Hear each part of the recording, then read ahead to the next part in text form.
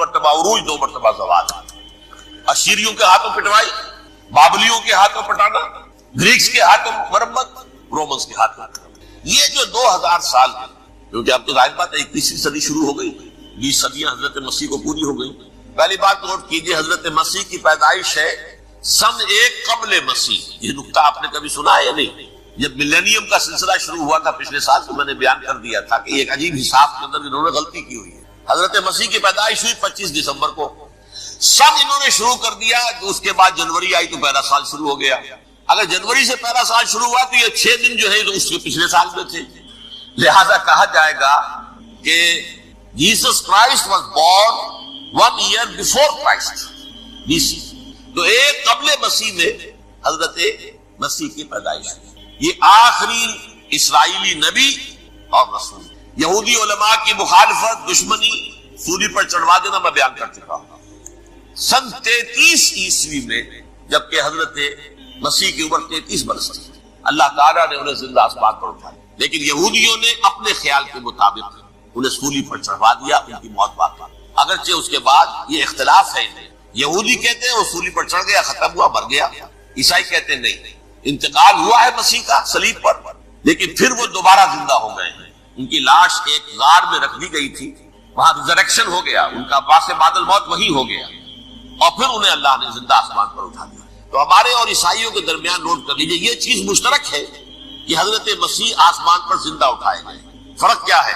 وہ سمجھتے ہیں کہ سولی دیے گئے، سولی پر مرے، پھر زندہ ہوئے، پھر گئے۔ ہم سمجھتے ہیں کہ نہیں، وما صلبوہ وما قتلوہ، انہوں نے نہ صلیب دے سکے انہیں اور نہ انہیں قتل کر سکے، بل رفعہ اللہ الیہ، اللہ نے اٹھا لیا۔ پھر ہمارا اور یہ اس کا عیسائیوں کا ایک اور اتفاق ہے، سیکنڈ کمنگ آف جیسس، حضرت مسیح دوبارہ آئیں گے، یہ عیسائیوں کا بھی عقیدہ ہے اور ہمارا بھی۔ بہرحال تو جیسا کہ میں نے عرض کیا کہ اس وقت یہ عذاب استیصال، عذاب اکبر کے مستحق ہو چکے تھے، لیکن اللہ نے ان کی مدت دراز کی، لیکن ان پر دنیاوی عذاب کا ایک کوڑا جو ہے اللہ تعالیٰ کی طرف سے اسی وقت برسا۔ دنیاوی عذاب دنیا میں رہتے ہوئے ختم نہیں کیا گیا۔ 37 برس بعد حضرت مسیح کے رفع سماوی کے 37 برس بعد سن 70 میں یہودیوں نے بغاوت کی رومیوں کے خلاف۔ رومی ٹائٹس جنرل تھا ایک، اس نے پھر جو حملہ کیا ہے، 1,33,000 یہودی ایک دن میں قتل کیا یروشلم، اور ہیکل سلیمانی گرا دیا۔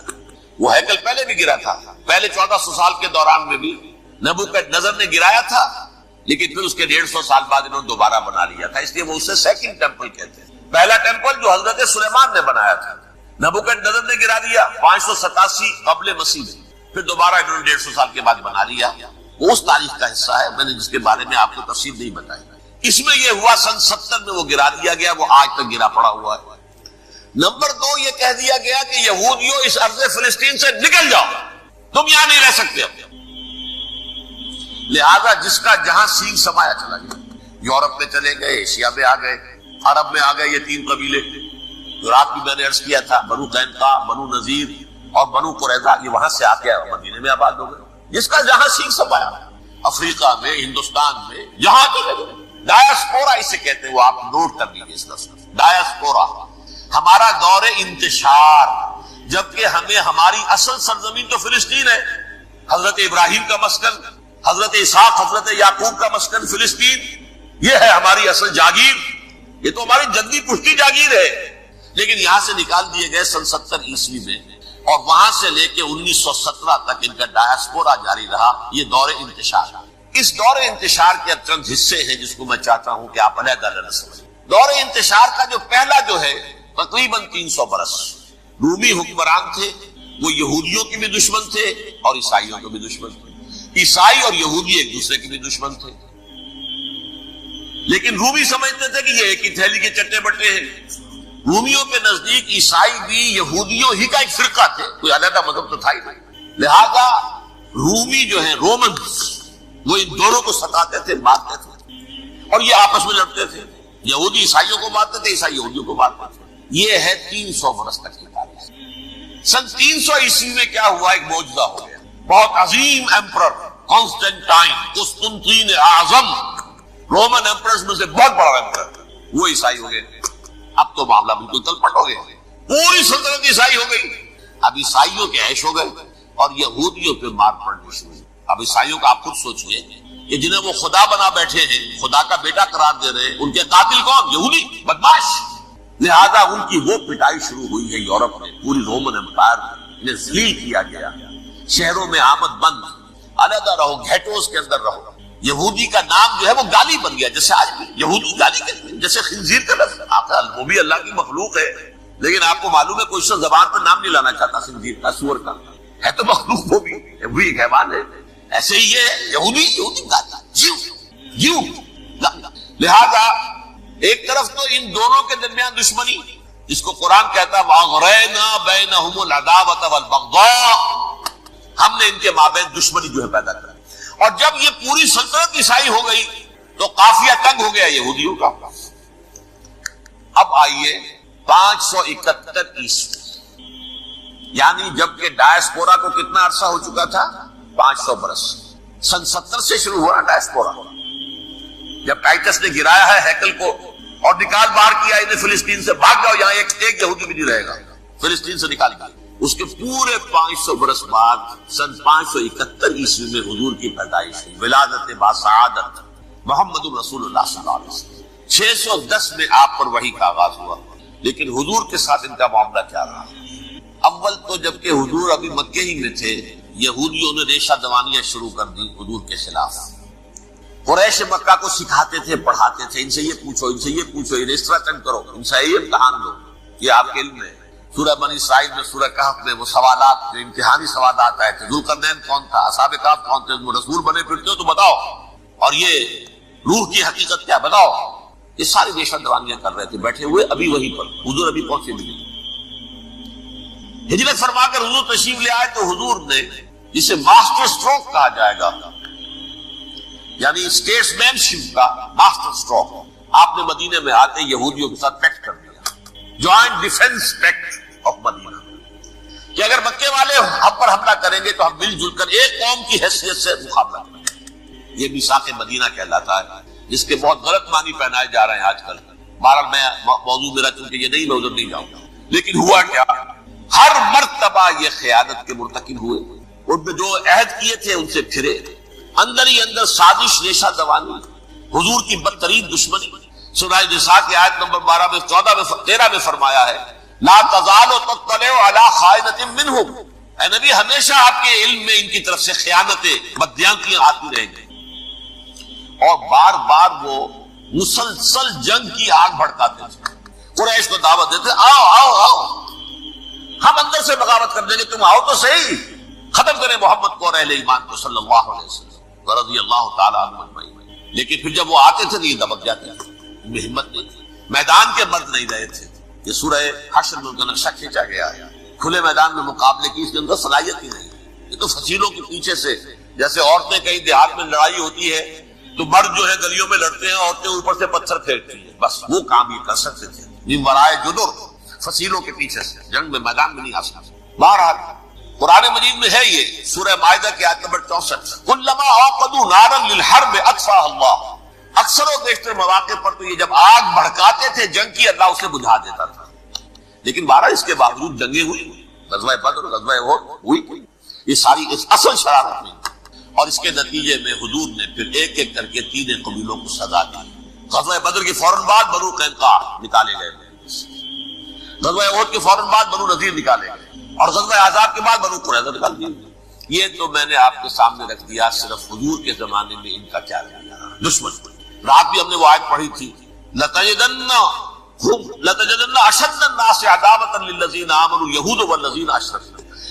اہل ایمان کی دشمنی میں شدید ترین تم پاؤ گے یہودیوں کو اور مشرکین. مشرکین بھی بعد میں ہے، پہلے یہودیوں. حضور کے بعد کیا ہوا آپ یہ نوٹ کیجئے. یہ ان کی تاریخ کا دوسرا سوال. حضرت عمر رضی اللہ تعالیٰ عنہ قائد خلافت ہے، بیت المقدس کا محاصرہ کیا گیا، فصیل بڑی اونچی، شہر اندر سے سیلف سفیشینٹ، حملے کا راستہ کوئی نہیں، محاصرہ طول کھینچ رہا ہے، لیکن ان کے پاس رسد بھی موجود ہے، پانی بھی موجود ہے، وہ دروازے بند کر کے بیٹھے ہوئے. بالآخر اللہ تعالیٰ کی مشیت کا ظہور کیسے ہوا؟ ان کے کچھ علماء آئے فصیل پر، کہا دیکھو مسلمانوں تم قیامت تک بھی یہاں پڑے رہو گے محاصرہ کر کے، ہمارا یہ شہر فتح نہیں. ہاں ایک درویش بادشاہ کے ہاتھوں یہ شہر فتح ہونا ہے، لیکن تمہارے اندر ہمیں وہ نظر نہیں۔ ابو عبیدہ بن الجراح رضی اللہ تعالی عنہ امین هذه الامہ، ان کا فوراً ذہن گیا وہ درویش بادشاہ مدینے میں بیٹھا ہوا ہے عمر رضی اللہ تعالی۔ اب ایک اور عمر بھی ہے جو قندھار میں بیٹھا ہے، نقشہ وہی ہے، ساتویں کی حد تک نقشہ وہی بالکل اپنی آنکھوں سے دیکھا ہے وہی۔ عمر اول عمر ثانی تھے عمر بن عبد العزیز۔ اب ایک اللہ کے فضل سے اللہ تعالیٰ ایدہ اللہ بنصرتہ، اللہ تعالیٰ ان کی نصرت فرمائے، دشمنوں کو ان کے مقابلے میں نیست و نابود کرے۔ انہوں نے ریکویسٹ بھیج دی کہ حضور تشریف لائیے، یہ شہر فتح ہو جائے گا۔ وہ ہے سفر تاریخی، اتنا طویل سفر، تقریباً 700 میل، ایک اونٹ، ایک خادم، ایک منزل پہ امیر المومنین اوپر بیٹھے، خادم آگے چل رہا ہے، اگلی منزل پہ خادم اوپر بیٹھا ہے، امیر المومنین آگے جا رہا ہے۔ اور جب پہنچے ہیں تو وہ باری تھی خادم کی، انہیں ہاتھ جوڑ دیا، حضور خدا کے لیے تم کیا کہیں گے لوگ، وہ میرا برا حال کر دیں گے، تمہیں شرم نہیں آئی؟ امیر المومنین پیدل آگے چل رہے ہیں نکیل پکڑ کر، اور تم بیٹھے ہو اوپر براجمان ہو۔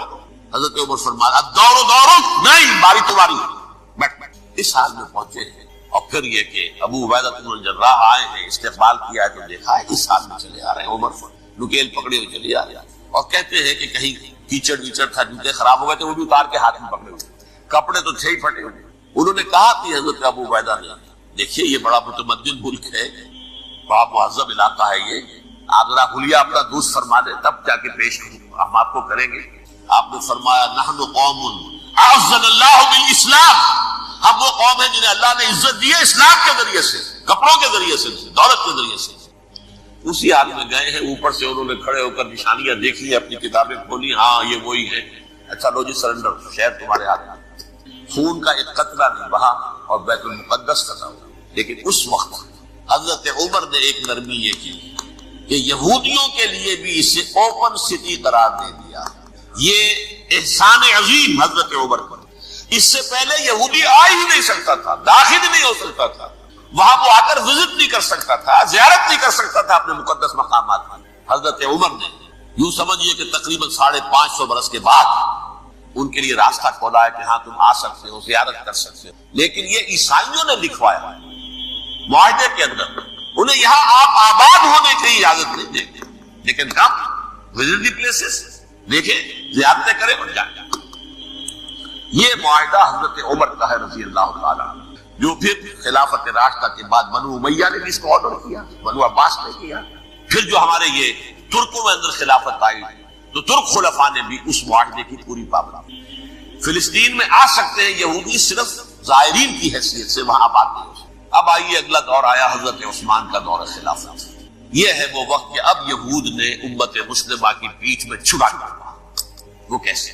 ایک یہودی عبداللہ ابن سبا اسلام کا لبادہ اوڑھ کر آ گیا، معاشرے کا جائزہ لے لیا، ان میں بنو ہاشم اور بنو امیہ میں جو پرانی کشاکش تھی اس کے کچھ نہ کچھ جراثیم باقی ہیں، اگر ان کو ذرا بھڑکا دے تو مسلمانوں میں انتشار پیدا ہو۔ کہا یہ عثمان کون ہے؟ تو بنو امیہ میں سے ہے، یہ حق تو بنو ہاشم کا ہے، خلافت ان کے پاس ہونی چاہیے، محمد کے تو رشتہ دار وہ ہے صلی اللہ علیہ وسلم۔ عوام الناس کے اندر بات پھیلنے شروع ہوئی، پھر ایک بڑی سازش کے انداز میں حضرت عثمان کے خلاف پروپیگنڈا، حضرت عثمان کے جو عاملین تھے، گورنر تھے، ان کے خلاف پروپیگنڈا، اور ایسی ہوشیاری کرتے تھے کہ کوفے کے حاکم کے خلاف کچھ نہیں کہنا، اجی مصر میں یہ ہو رہا ہے، اجی شام میں یہ ہو رہا ہے، اجی یہ جو عثمان ہے وہ یہ کر رہا ہے، یہ ظلم ہو رہا ہے، یہ لوٹ مار ہو رہی ہے، یہ خیانتیں ہو رہی ہیں۔ اب نہ تو اس زمانے میں مینز آف کمیونیکیشن، کیسے تصدیق کریں گے؟ افواہیں تو آپ آج کراچی کے اندر شروع ہو جائے تو پتہ نہیں چل سکتا کسی کو کہ کیا اس میں صداقت ہے کیا جھوٹ ہے، اور بری بات جو ہے فطرت انسانی کی کمزوری ہے وہ فوراً قبول کرتا ہے، کسی کے بارے میں اچھی بات ماننے کو تیار نہیں ہوتا لیکن بری بات تو فوراً نہیں آتا۔ بہرحال یہ فتنہ انہوں نے اٹھایا، حضرت علی کی الوہیت کا فتنہ اٹھایا، حضرت عثمان کے خلاف الفتنۃ الکبریٰ برپا کیا، حضرت عثمان شہید ہوئے۔ اس کے بعد 5 برس تک مسلمان ایک دوسرے کی گردنیں کاٹتے رہے، باغی خانہ جنگی ہوئی، امت کو وہ زخم لگایا ہے جو آج تک جس سے خون رس رہا ہے۔ یہ شیعان عثمان اور شیعان علی تھے جو بعد میں پھر سنی اور شیعہ ہو، اور آج تک فتنہ کس نے جگایا؟ ایک عبداللہ ابن سبا یہودی اور اس کے کارندے، شیطان کا ایجنٹ، اور انسانوں میں سے بھی اس کے جو بھی حواریین تھے اور شیطانوں کے اندر سے بھی انہوں نے بھی اس آگ کو بڑھتا ہے۔ یہ آپ سوچ لیجئے کہ یہ کس نے وہ زخم لگایا؟ یہود۔ اگلا دور آیا، خلافت راشدہ ختم ہوئی، بنو امیہ کا بھی دور کافی گزر گیا۔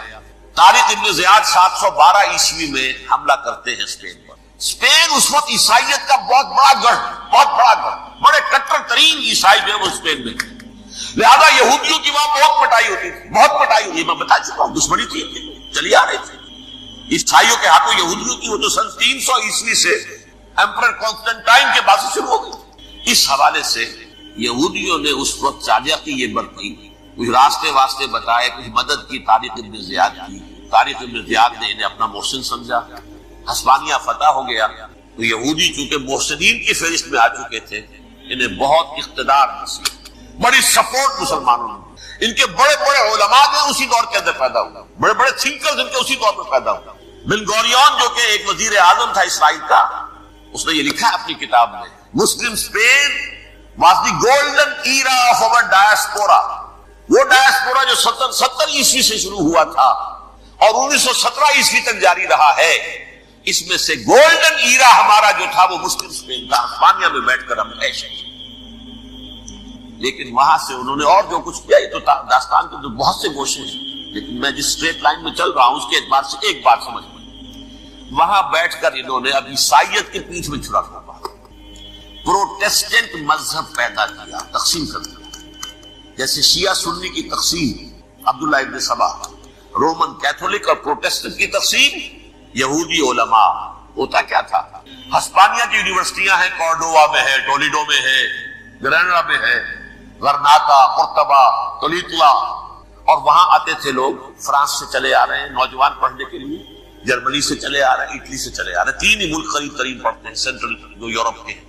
یہاں پر جو ہے وہ اسلام جو نور پھیلا رہا تھا اس سے بھی مستفیض ہوئے، جہالت کے جو ہے پردے ان کے وہ چھٹے، اس کے ساتھ ہی وہ یہودی وہاں ان کے اندر جو جراثیم داخل کر رہے تھے وہ اس عیسائیت کے خلاف بغاوت تھی جو اس وقت دنیا میں عیسائیت اس وقت تھی، پوپ کا راج تھا دنیا میں اس وقت۔ یورپ میں جو عیسائیت تھی اس میں ایک طرف بادشاہ تھے، لیکن بادشاہوں کی حیثیت وہاں پر یوں سمجھ لیجئے کٹ پتلیوں کی تھی، اصل قوت پوپ کے ہاتھ میں۔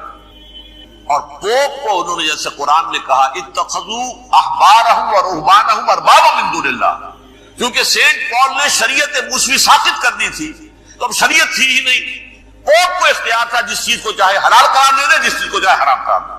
اتخذوا احبارهم ورهبانهم اربابا من دون اللہ، انہوں نے کہا صاحب یہ پوپ کس بلا کا نام ہے، یہ بھی انسان ہے، بات تو ٹھیک تھی نا، اصل حیثیت تو کتاب کی ہونی چاہیے، ڈیوائن بک، دی ریویلڈ اسکرپچر، لہذا اور یہ کتاب ہر شخص پڑھ سکتا ہے، کوئی پوپ کے باپ کو جو ہے کوئی اس کے لیے پروپرائٹری رائٹس تو نہیں ہے کہ صرف پوپ پڑھ سکتا ہے یا پادری پڑھ سکتے ہیں، ہم بھی پڑھ سکتے ہیں، ہم بھی سمجھ سکتے ہیں۔ یہ باتیں تھی کہ جن کو بڑھا چڑھا کر بیان کر کے اور پوپ کا اقتدار ختم کرا دیا اور توجہ مرکوز کر دی بائبل کی طرف۔ اب بائبل میں بڑا حصہ تو اولڈ ٹیسٹامنٹ کا ہے، نتیجہ کیا ہوا، یہود کی عظمت پروٹیسٹنٹس کے نزدیک مسلم ہو گئی۔ اصل قوم تو یہ ہے، وہ دشمنی بدلی کہ نہیں بدلی، موسیٰ کے امتی یہ ہے، تورات موسیٰ کو دی گئی، ابراہیم کی نسل یہ ہے، لہذا وہ جو دشمنی تھی، جو عداوت تھی کہ ہمارے خدا کو سولی چڑھانے والے ہیں یہ بدماش، اس کا ازالہ ہوا اس پروٹیسٹنٹ مذہب کے نتیجے میں۔ یہ میں اب آپ کو بتاتا ہوں کہ ایک نتیجہ وہ نکلا ہے جسے برٹرنڈ رسل نے بیان کیا ہے، اس کی کتاب ہے ان پریز آف آئیڈلنس، صفحہ 108۔ وہ لکھتا ہے the Christians retaining the Judaic belief in a special revelation added to it the Roman desire for worldwide domination and the Greek taste for metaphysical subtleties. The combination produced the most fiercely persecuting religion that the world has yet known. یہ تین چیزیں آ کر عیسائیت میں مل گئی، ایک تو جب یہ اولڈ ٹیسٹمنٹ جو ہے وہ ان کے ہاتھ میں آ گئی، اور اس کے میں کچھ آپ کو بتا دیتا ہوں کہ اولڈ ٹیسٹمنٹ کی تعلیمات، کیونکہ یہ اولڈ ٹیسٹمنٹ جو ہے یہ محرف تھی، اصل تورات تو گم ہو گئی تھی 587 قبل مسیح میں جب پہلی مرتبہ ہیکل جو ہے تباہ ہوا ہے، اس وقت ختم ہو گئی، اس کے کوئی 150 سال کے بعد انہوں نے یادداشتوں سے مرتب کر کے لکھی ہے، اب اس میں ان کے اپنے خیالات، اپنے امانی، اپنی توجیحات وہ شامل ہو گئی۔ لہذا میں آپ کو حوالے دیتا ہوں اس کتاب کے اندر مظالم کی جو تعلیم دی گئی ہے، اہل کتاب نے اپنے مظالم قتل عام کے جواز کے لیے تورات میں تبدیلیاں کی اور پیغمبروں پر دہشت ناکی اور بدترین حرام کاری کے الزامات لگائے۔ سنیے، پہلا حوالہ ہے یہ گنتی باب 31 آیات 17-18. اس لیے ان بچوں میں جتنے لڑکے ہیں سب کو مار ڈالو، اور جتنی عورتیں مرد کا منہ دیکھ چکی ہیں ان کو بھی قتل کر ڈالو، لیکن ان لڑکیوں کو جو مرد سے واقف نہیں اور اچھوتی ہیں اپنے لیے زندہ رکھو. یہ کسی اللہ کی کتاب کا یہ جملہ ہو سکتا ہے، کسی ریویل بک کا؟ اور سنیے، یہ ہے استثناء ڈیوٹرانومی باب 20 آیت 16-18. پر ان قوموں کے شہروں میں جن کو خداوند تیرا خدا میراث کے طور پر تجھ کو دیتا ہے، کسی ذی نفس کو جیتا نہ بچا رکھنا، جیسا خداوند تیرے خدا نے تجھ کو حکم دیا بالکل نیست کر دے. مرد، عورتیں، بچے، بوڑھے سب ختم. یہ کتاب مقدس ہے. اور سنیے سموئیل باب 27 آیت نمبر 9. اور داؤد نے اس سرزمین کو تباہ کر ڈالا اور عورت مرد کسی کو جیتا نہ چھوڑا. نمبر 4، ان سب آباد شہروں کو ماں، عورتوں اور بچوں کے بالکل نابود کر ڈالا. کتاب استثناء باب 3 آیت 6. یہ ہے جو کہہ رہا ہے برٹرینڈ رسل، کرسچینٹی میں آ کر بھی 3 چیزیں شامل ہو گئی. ایک تو یہ باربیرین، یہ تعلیم جو ہے، اور یہ مذہب کے نام پہ تعلیم، یہ کتاب مقدس کی تعلیم. نمبر 2، رومنز کے اندر جو ایک تمنا تھی ورلڈ ڈومینیشن کی، وہ عیسائیت کے اندر آ گئی. اس لیے کہ پوری رومن امپائر جو ہے عیسائی ہو گئی، اسے وراثت کے اندر ورلڈ ڈومینیشن کی جو ایک تمنا تھی وہ مل گئی. اور پھر یہ کہ انہوں نے جو توہمات تھے یونانیوں کے، ان کو بھی اپنے ہاں مختلف شکلوں کے اندر جمع کر لیا. ان 3 چیزوں کا the combination produced the most fiercely persecuting religion that the world has yet known. اس کے نتیجے میں دنیا میں تاریخ انسانیت کے اندر جو بدترین خوخار ترین مذہب ہو سکتا ہے وہ شکل عیسائیت نے اختیار کیا. اور اس کا مظہر عتم کیا تھا؟ نوٹ کیجیے، صلیبی جنگیں. ایک بات ٹائم ٹیبل کے اعتبار سے نوٹ کر لیجئے گا. فرسٹ ملینیم ختم ہوا، سیکنڈ شروع ہوا. ذریعے سے کہ جن کی قوت ارادی ان کی نگاہوں میں بہت مرتکز ہو جاتی ہے. یہ عملیات میں ایک خاص معاملہ یہ بھی ہوا کرتا تھا، اور اب بھی شاید کچھ لوگ یہ پریکٹس کرتے ہیں کہ اگر باقاعدہ ریاضت کر کے اپنی نگاہوں میں ایک خاص قسم کی تاثیر پیدا کر لی جائے.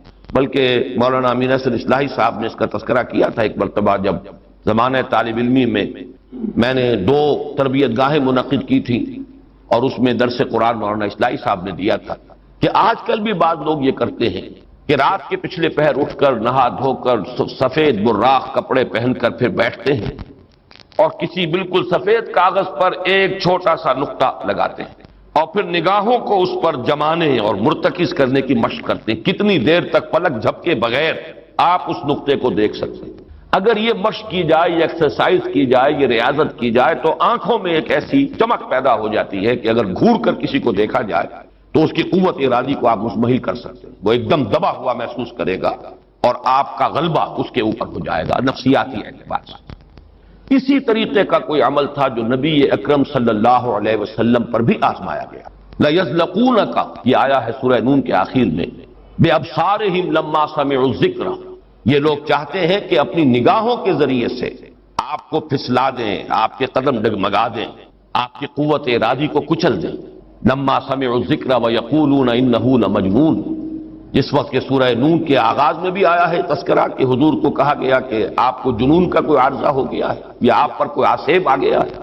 اور آخری آیت بھی جو ہے وہ آخری حصے میں پھر اسی کا یاد آ وَإِنَّهُمْ لَيُزْلِقُونَكَ بِأَبْصَارِهِمْ لَمَّا سَمِعُوا الذِّكْرَ وَيَقُولُونَ إِنَّهُ لَمَجْنُونٌ وَمِنْ شَرِّ حَاسِدٍ إِذَا حَسَدَ، اور حسد کرنے والے کے حسد سے جبکہ وہ حسد کرے. اب حسد کے ساتھ ہی نوٹ کر لیجئے، اگرچہ یہاں تو مذکور نہیں ہے، یہ نظر کا لگ جانا. عین، العین حق، بعض روایات میں آیا حضور نے فرمایا اس کے اندر اثر ہے. انسان کسی حاسدانہ نگاہ کے ساتھ کسی پر نگاہ ڈالتا ہے، اس میں زہر ہے. یہ نگاہیں مسموم ہیں، اس میں زہر ہے موجود، سمی اثرات ہیں، اور اس کے اثرات میں تو پڑتے ہیں. اور یہ جیسا کہ میں عرض کر رہا تھا کہ جدید دور میں جادو کے لیے بھی مثلاً حضور کے بالوں کی ضرورت پڑی، اور یہ جینیٹکس کے حوالے سے اور جینز کے حوالے سے بات آج سمجھ میں آ جائے گی. اس لیے کہ جن ارواح خبیثہ کے ذریعے سے آپ کو کام لینا ہے، وہ جادو تو وہاں پڑا ہوا ہے اس کنویں کے اندر. وہ جو بھی تاثرات ہیں انہیں تلاش کرنا ہے، ان اثرات کو اس شخص معین کو، جس شخص معین پر جادو کرنا مقصود ہے، اور اس کے وجود کا کوئی جز جس کے کہ وہی جینز ہوں گے کہ جو ان کے اپنے وجود کے ہیں، ان کے حوالے سے گویا کہ یہ ایک راستہ ہے، یہ اس کی آئیڈینٹیفیکیشن کا ایک ذریعہ ہے۔ اسی اعتبار سے یہ حسد یا یہ نگاہ کا لگ جانا، میں سمجھتا ہوں کہ آج کی فزکس اگر تھوڑی سی بھی آپ پڑھیں تو ریڈیشنز نگاہ پار ہو جاتی ہے انسان کے، ایسی بھی تو ریز ہے نا، ایکس ریز کیا ہے، آپ کے وجود میں سے گزر جاتی ہے، یہ ultraviolet infrared rays, یہ تمام کی تمام ایکس ریز، یہ کیا ہے، وجود کو کھینچ کر گزرتی ہے۔ تبھی تو اس فلم کے اوپر اثر پڑتا ہے جو فلم کے پیچھے لگی ہوئی اور آپ سامنے کھڑے ہوئے ہیں، آپ کی ہڈیاں علیحدہ نظر آ رہی ہیں اور گوشت جو ہے وہ علیحدہ نظر آ رہا ہے۔ یہ تمام چیزیں آج سمجھ میں آتی ہیں۔ اور وہ فوٹونز جن کا میں نے ابھی عرض کیا 1 ملین 5 دفعہ کہیے، 30 صفریں لگائیے ایک پر تو 1 ملی میٹر کا اتناواں حصہ جو ہے وہ ایک فوٹون ہے۔ یہ تو وجود کے اندر سرایت کر کے کہیں سے کہیں نکل جانے والی چیزیں۔ ان ریڈیشنز کے حوالے سے ایٹمک ایکسپلوژن جو ہے اس کی ریڈیشن ہے، جو آپ کو معلوم ہے کہ جو ذرا ذرا سے حادثے ہو رہے ہیں، چرنوبل میں ہوا ہے، کہیں ہو گیا تھا بھوپال میں، اور اس کی پھر ریڈیشنز کے کیا کیا اثرات ہوئے، وہ شے نظر تو نہیں آتی، غیر مرئی چیزیں۔ آج کی دنیا میں جب آپ ESP کو مان رہے ہیں، ایکسٹرا سینسری پرسیپشن، نہ آپ کے کانوں کے ذریعے سے آپ کو پرسیپشن حاصل ہوئی ہے، نہ آنکھوں کے ذریعے سے، آپ کے سینس آرگنز انوالوڈ ہی نہیں ہے، but you are having perception, extrasensory perception. اسی طریقے سے ٹیلی پیتھی ہو رہی ہے، ایک بات آپ اپنے دل کے اندر، اپنے ذہن کے اندر جماتے ہیں، مرتکز کرتے ہیں، اور جس شخص کے ساتھ آپ چاہتے ہیں رابطہ، اس تک اس بات کو منتقل کر دیتے ہیں۔ یہ سب کچھ کیا ہے؟ اس کے بعد تو اس دور میں بھی اگر کوئی لوگ بات کریں، من شر حاسد اذا حسد، اور عقد کے ساتھ اس کو جوڑا گیا ہے، ومن شر النفاثات فی العقد ومن شر حاسد اذا حسد۔ لیکن محض ردیف یا قافیہ یا فواصل کی رعایت سے قرآن میں کچھ نہیں ہے، وہ اس کا ایک فیکٹر، اس کا ایک عامل ہو سکتا ہے، لیکن محض اس کی بنا پر نہیں مانا جائے گا۔ تو اس میں یقیناً کوئی اور حکمت ہے، اور وہ حکمت تقسیم کی گئی ہے۔ ہمارے مفسرین نے تو اس کو یوں بیان کیا ہے کہ ایک حسد وہ ہے کہ جو دل میں پیدا تو ہے، آدمی کے اندر ہے، لیکن یہ کہ وہ اس کو یعنی اس کو باقاعدہ کوئی ایک ہمت کے ساتھ اور اپنے ایک عزم کے ساتھ، ارادے کے ساتھ بروئے کار نہیں لا رہا، تو اس حسد کے اثرات نہیں ہوں گے، اس سے پناہ مانگنے کی ضرورت نہیں ہے۔ میں اس کو اس انداز میں تو میرا ذہن سے قبول نہیں کرتا، اس لیے کہ حسد اگر پوٹینشلی ہے اندر تو اس کے اثرات ہوں گے، وہ ریڈیشن تو ہوگی، چاہے اس کا ارادہ ہو چاہے نہ ہو، وہ کیفیات جو ہے وہ اس کے سانس سے، اس کی آنکھ سے، اس کے وجود سے، وہ اندر اگر زہر گھل گیا ہے تو اس کے وجود سے نکلنے والی ساری شعاعیں جو ہیں ان کے اندر وہ اثر موجود ہوگا، وہ مسموم ہوں گی، زہر ان میں ملا ہوا ہوگا، اس کے اثرات ہوں گے۔ البتہ یہ کہ اس کے 2 درجے ہم قائم کر سکتے ہیں، اور وہ یہ کہ ایک ہے غیر شعوری حسد، ابھی آپ کو اندازہ نہیں، اندر ہی اندر کھچڑی پک رہی ہے، وہ اور بات ہے، لیکن جب یہ اس درجے کو پہنچ جائے کہ شعور کی سطح پر آ جائے، آپ کسی کی برائی چاہنے لگیں بالفعل، آپ چاہیں کہ اس کے اندر اگر یہ فضیلت کی بات ہے تو یہ سلب ہو جائے، اس کو پاس اگر یہ نعمت ہے تو یہ نعمت اس سے چھن جائے، مجھے مل جائے، یہی ہے اصل میں جس کو غبطہ اور حسد کا فرق کہا جاتا ہے۔ اور ایک جگہ پر حضور نے ایک حدیث میں لفظ حسد استعمال کیا ہے، لیکن مراد اس سے غبطہ ہے۔ لا حسد الا فی اثنین، کوئی حسد نہیں کیا جانا چاہیے سوائے 2 اشخاص سے، ایک وہ جسے اللہ نے علم دیا ہے اور وہ علم پھیلا رہا ہے، تو اس سے بھی اگر حسد پیدا ہو جائے تو کوئی بری بات نہیں، کوئی اچھی بات ہی ہے، اور ایک یہ کہ کسی کو اگر دولت دی ہے اور وہ دولت پھیلا رہا ہے اور عام کر رہا ہے، لوگوں کو اس کے خلق کے لیے خرچ کر رہا ہے، تو اس سے بھی حسد۔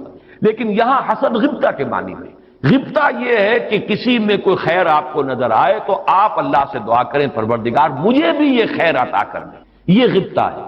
اور حسد یہ ہے کہ اس سے یہ شے چھن جائے، یہ ہے در حقیقت کہ جو بری شے ہے کہ کسی نعمت کا کسی دوسرے شخص سے سلب ہو جانا، اس کی خواہش جب پیدا ہو جائے اور جب یہ شعوری سطح پر آ جائے، یعنی ایک ہے اس کا ایک وہ جو جس سے کہ ابھی اتنی اس کی انٹینسٹی نہیں ہے کہ اس سے وہ ریڈیشن ہو، اس کی انٹینسٹی اس وقت ہوگی جبکہ وہ شعور کی سطح پر آ گئی اور انسان جو ہے جل رہا ہے حسد کی آگ میں اور چاہتا ہے کہ یہ نعمت اس سے سلب ہو جائے، یہ فضیلت جو ہے اس سے چھن جائے، تو یہ شے وہ ہے یقیناً کہ اس کے اثرات، اس کو میں اس وقت جدید فزکس کی اصطلاح میں ریڈیشن کے ذریعے سے اس میں واضح کر رہا ہوں، اس کے اثرات ممتد ہوتے ہیں، اور اس کے شر سے بھی پناہ مانگنے کی یہاں ہمیں تلقین کی گئی۔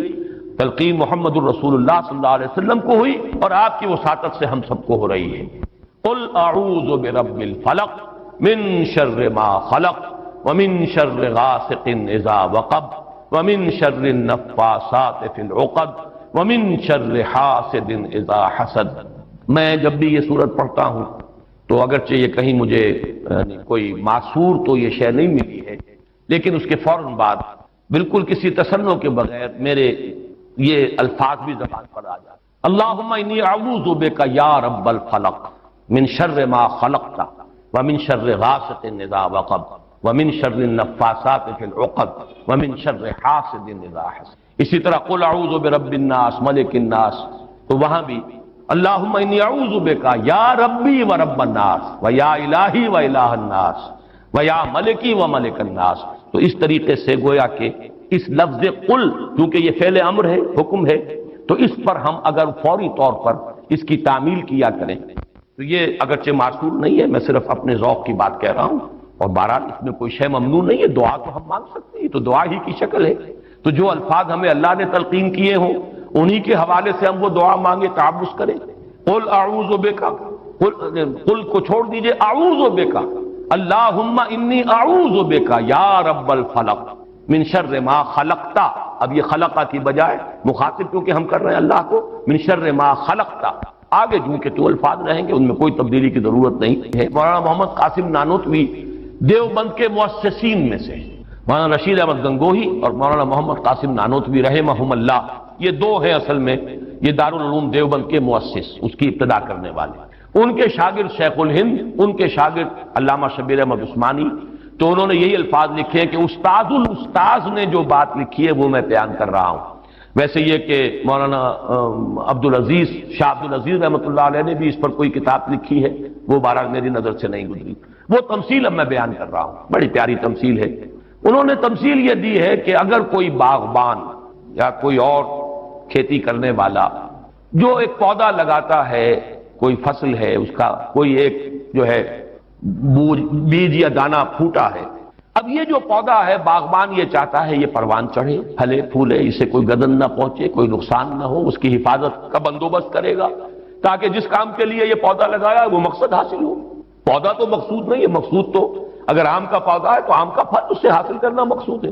تو چار قسم کی اس کے اوپر آفات آ سکتی ہیں۔ پہلی آفت مثلاً حیوانات، جو سبزی خور حیوان ہے وہ اسے کھا نہ جائے، لہذا کوئی جالا آپ اس کے گرد جالی لگاتے ہیں، کوئی باڑ لگاتے ہیں، اس سے بچاتے ہیں، اور یہ جو جانور آ کر کھائے گا، بکری فرض کیجیے کھا جاتی ہے آ کر، تو یہ کوئی اس کی نیت آپ کو ضرر پہنچانے کی نہیں ہے، یہ اس کی طبعی ایک خاصیت ہے، یہ تو اس کی جبلت ہے، یہ اس کی طبیعت ہے، اس کا تقاضا ہے، آپ سے کوئی دشمنی نہیں ہے اس سے، بلکہ یہ کہ در حقیقت اس کی اپنی طبعیت کا ایک تقاضا ہے۔ چنانچہ وہ شعر بھی انہوں نے کوٹ کیا ہے، ایسے اقرب ناز پے کی نسل اقتضائے طبیعتش کی نسل، بچھو جو ڈنک مارتا ہے تو یہ آپ سے کوئی دشمنی اسے نہیں ہے، یہ اس کی طبیعت کا، اس کی جو بھی جبلت ہے اس کا تقاضا ہے۔ سانپ کے بارے میں بھی آپ کو معلوم ہے کہ عام طور پر اگر اس کو آپ کوئی نقصان نہ پہنچائیں، پاؤں پڑتا ہے سانپ پر تو وہ ڈنک مارتا ہے اور ڈستا ہے، ورنہ عام طور پر وہ حملہ نہیں کرتا، یہ اس کے دفاع کا ایک جز ہے، اس کی خلقت کا ایک جز ہے۔ ایک خطرہ تو یہاں سے آیا، آپ نے باڑ لگا دی، آج کل جو ہے جالی لگا دی جاتی ہے لوہے کی۔ دوسرا یہ کہ اس پودے کو نشو و نما کے لیے جو چیزیں ضروری ہیں اس کی کوئی روک ہو جائے، مثلا اسے دھوپ چاہیے، کوئی ایسی چیز آڑے آ جائے کہ دھوپ کی تمازت اس تک پہنچے ہی نہ، کوئی شے ایسی سایہ کہ اس کے اوپر کیے رہے، یا پانی اسے چاہیے، پانی کے سوتے خشک ہو جائیں، یہ دوسری آفت ہے، پودا مرجھا جائے گا، کملا جائے گا، ختم ہو جائے گا۔ تیسری چیز یہ کہ اس پر کوئی پالا پڑ جائے، اوپر سے اولے پڑ جائیں، پالا پڑ گیا، یعنی اس کی جو حرارت غریزی ہے جس سے کہ اس کی یہ پورا وجود جو ہے وہ حرارت غریزی جو ہے وہ ختم ہو جائے، اس کے نتیجے میں بھی وہ پودا ختم ہو جائے گا۔ اور آخری شکل یہ ہے کہ کوئی دشمن ہے حاسد اور وہ آئے اسے اکھاڑ کے پھینک دے آپ کو نقصان پہنچانے کی نیت سے۔ یہ چار آفات ہیں جو اس پودے کے اوپر ممکنہ طور پر وارد ہو سکتے، یہی چار ہیں۔ قل اعوذ برب الفلق من شر ما خلق، یہ وہ خلقت میں جو شر مضمر ہے، وہ اس کے خلقت کا جز ہے۔ نیش اقرب ناز پے کی نسل اقتضائے طبیعتش کی نسل، یہ تو اس کی طبیعت کا، خلقت کا، اس کا تقاضا ہے۔ دوسرا یہ ہے کہ وہ سورج ڈوب گیا، غروب ہو گیا، یا جیسے میں نے کہا تھا حیات معنوی یا حیات مادی کے لیے جو اسباب ضروری ہیں ان میں سے کسی کا سلسلہ منقطع ہو گیا، یہ ہے وَإِذْ شَرِّ غَاسِقٍ إِذَا وَقَبَ۔ تیسری چیز کہ جو در حقیقت جادو کے ذریعے سے ہوتی ہے کہ اندر آپ کے کوئی ایسی شے ہو گئی جس سے آپ کے طبائع اور قوائے طبیعہ جو ہے وہ کچھ شل ہو کر رہ جائے. یہ اندر سے حرارت غریزی جیسے اس پودے کی ختم ہو گئی، پالا پڑ گیا. جادو کا اثر یہی ہوتا ہے.